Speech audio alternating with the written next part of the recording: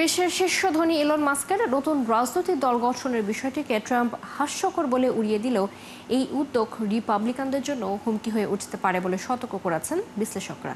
তারা বলছেন, মাস্কের আমেরিকা পার্টি 2026 সালের মধ্যবর্তী নির্বাচনে রিপাবলিকানদের জন্য বড় চ্যালেঞ্জ হতে পারে।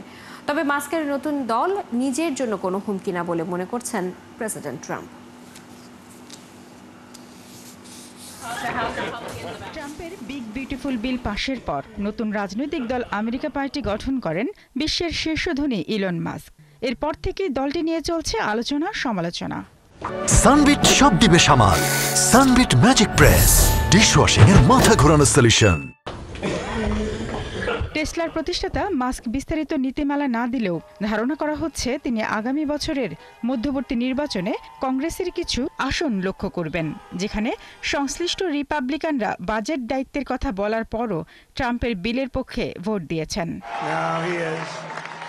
রাজনৈতিক বিশ্লেষক এবং সাবেক রিপাবলিকান প্রার্থী ম্যাট শুমেকার বলেন, ইলন মাস্কের আমেরিকা পার্টি 2026 সালের মধ্যবর্তী নির্বাচনে রিপাবলিকানদের জন্য বড় চ্যালেঞ্জ হতে পারে। কংগ্রেসে তাদের সংখ্যাগরিষ্ঠতা যেহেতু অল্প, তাই তাদের উদ্বিগ্ন হওয়া উচিত। তবে এর বিপরীত কথাও বলছেন কেউ কেউ। মেরিল্যান্ডের ওয়াশিংটন কলেজের রাষ্ট্রবিজ্ঞান বিভাগের সহযোগী অধ্যাপক ফ্লাভিও হিকেল বলেন, ট্রাম্পের বিভিন্ন সিদ্ধান্ত নিয়ে বড় ধরনের বিতর্ক হলেও এখনও নিজ সমর্থকদের তার প্রতি সমর্থন অবিচল আছে। এদিকে মাস্কের নতুন দল নিয়ে প্রতিক্রিয়ায় ট্রাম্প জানান, এটি তার জন্য হুমকি স্বরূপ না। মাস্কের নতুন দল আমার জন্য হুমকি না। আমি মনে করি এটি আমাদের সাহায্য করবে। তৃতীয় পক্ষগুলি সবসময় আমার জন্য ভালো ছিল।